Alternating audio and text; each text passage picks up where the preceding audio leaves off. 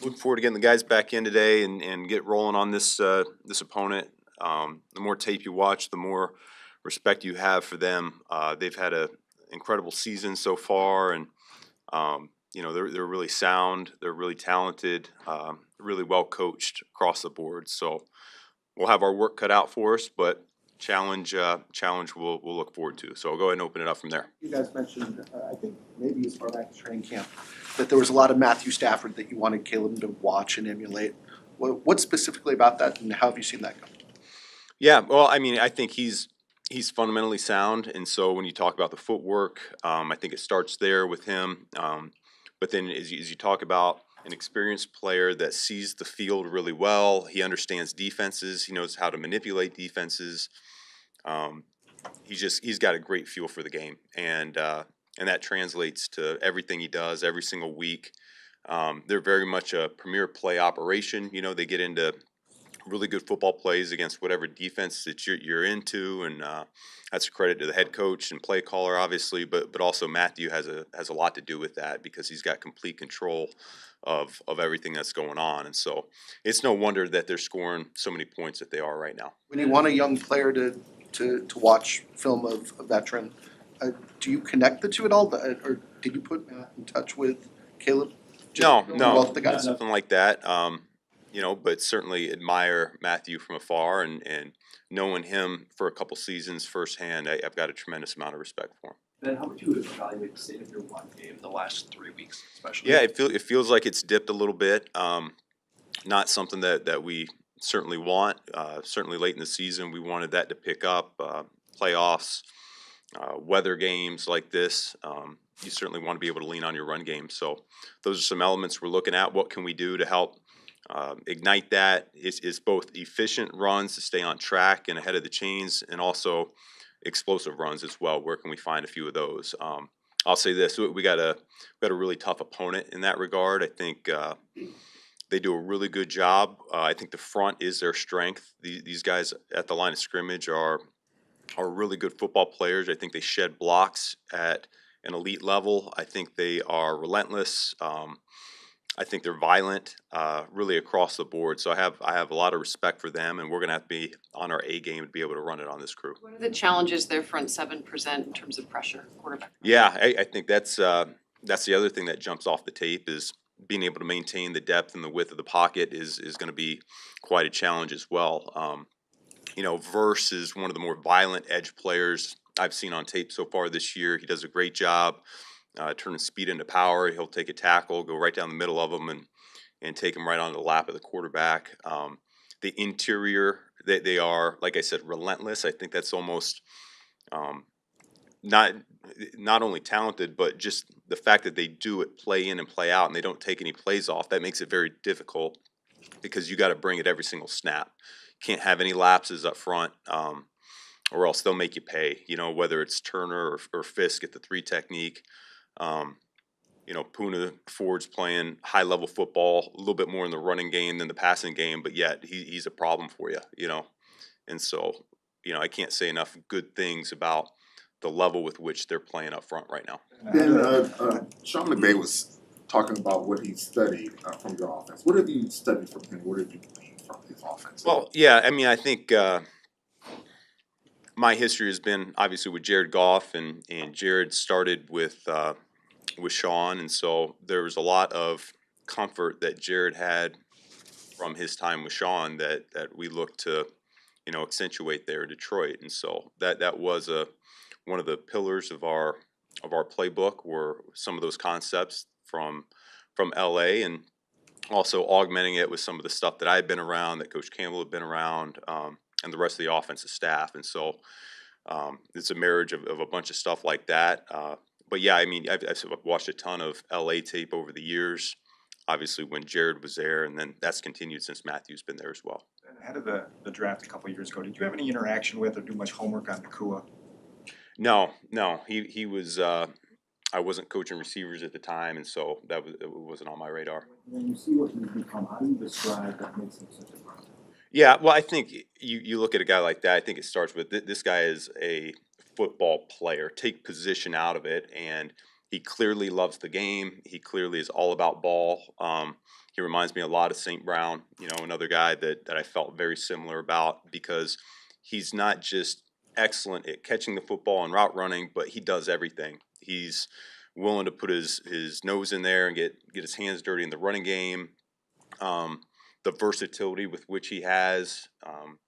He's in the box, inserting through the B and C gaps, not only to block, but to run routes. Physical player, tough player, and you can tell a really dependable player as well. Stafford's numbers against the blitz are pretty good this year. How do you sort of pick your spots? I think his numbers versus everything's pretty good this year. He's playing at MVP level, and I think that's going to be our challenge, right? We gotta have guys step up here this week, both up front and on the back end, to make things as difficult as we possibly can for them. And so whether that's bring pressure, whether that's play coverage, and depend on our front four to get after them, it's one of those things where it's going to take everybody. It's going to take our defense playing good football for 60 minutes, and it's going to take our offense being able to keep up with an offense of this caliber as well. Is there anything you take away? They got into a shootout last week, or at least like a late game rally where they had to fight off the Panthers. I know you guys have done this now 7 different times this season. Is there any parallels between how they've had to win some of these tight games, or anything that you use as far as game planning, like to what you guys have done too? Yeah, I don't know about that necessarily. I think we're more focused on ourselves in terms of, we don't want to put ourselves in a hole against a team like this, like we've done a number of times this year. I think we need to, we talk about playing a complete game on offense. Like, this is the week that needs to happen for us to be able to beat this team. When you gave Montez the ball, you said you just kind of felt him in the game. Going back and watching the film, what did you like about what he was able to do? Yeah, well, I think he's a guy that we count on, and I know the sack numbers is what everybody looks at when it comes to edge rushers, and he's at double digits. He's played really good football in that regard, but as I've told him, as the years gone along, for me, it's not just the sacks, it's also the pressures and the quarterback hits. And so when you're watching from the sideline and you're feeling him affecting the quarterback a different type of way, I do think that's really important. So he stepped up. I felt like that since the bye week. He's playing really good in the running game. That gets overlooked. But also in the passing game, I felt him get after the quarterback a little bit more. So when you combine that with a guy like Booker on the other side, who I think continues to ascend, I think it gives us a pretty good chance. When seemed like when you Booker- watch the game back, what did you notice about Caleb's deep ball delivery in the fourth quarter? I think there were 8 passes of 15 yards or more, just like his accuracy in those moments, being willing to take those shots. What stood out? Shoot, I'd have to go back and look at each one back to back to back. Yeah, I know he hit a number of those, that explosive plays there in the fourth quarter, which we needed. We were struggling to move the ball and score points through those 3 quarters, and so that last quarter, like I said a couple days ago, we broke through that dam and we're able to find a way to get some touchdowns there at the end. And if we don't have the defense getting us the ball back as quickly as they did, combined with Caleb making some of those throws, I don't know that we close the deficit like we did. And it seems like there's been some random shotgun snap issues lately. Have you been able to pinpoint exactly why that happens? Do sometimes centers, go through a slump or something like that, just in terms of the accuracy of the snap? Yeah, well, it's something that I think every team has to work through, and so you're hopeful at this time of year that you feel pretty good about the consistency of that. But yeah, a couple of those popped up. Nothing that I'm going to lose sleep over, though. I got a lot of confidence in Drew and Caleb both being able to get that connection right. Ben, you guys have had a lot of these emotional wins. Did you sense anything different from the group because it happened in the playoffs? And for a lot of them, that was a first. Yeah, well, I think they've handled it really well, and I think we're going to do a good job here shifting the focus, starting our work week just like we've been doing each and every week. And that's really what it comes down to, is you can't let a win or a loss linger for too long. And that's our job as coaches, to make sure we have the right mindset going into the week.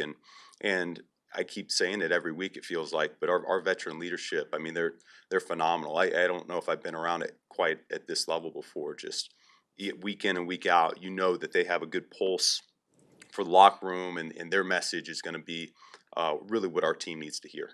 The topic of veteran leadership, how have you felt Grady this year and even recently in that regard? Yeah, well, I think he is wired the way we want our entire team wired. I felt that from his first press conference here, all the way up until now. And you know, we hit that little hiatus, if you will, early in the season where he's working through his injury, and so his impact probably isn't quite as pronounced as it was in the off season or where it is now. Like I feel it. These young players are coming along, they're developing.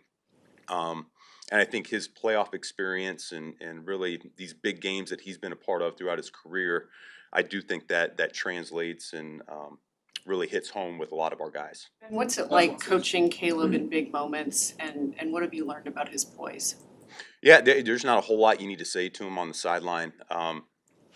You know, we just make sure we're on the same page in terms of what the situation is and what we need to accomplish and how quickly we need to accomplish it. But beyond that, he doesn't. It's not like he needs a pep talk or a rah rah or anything like that. He's ready to go, and been saying it all along. He rises to the occasion time and time again. It's really impressive to see a young player like this be so clutch.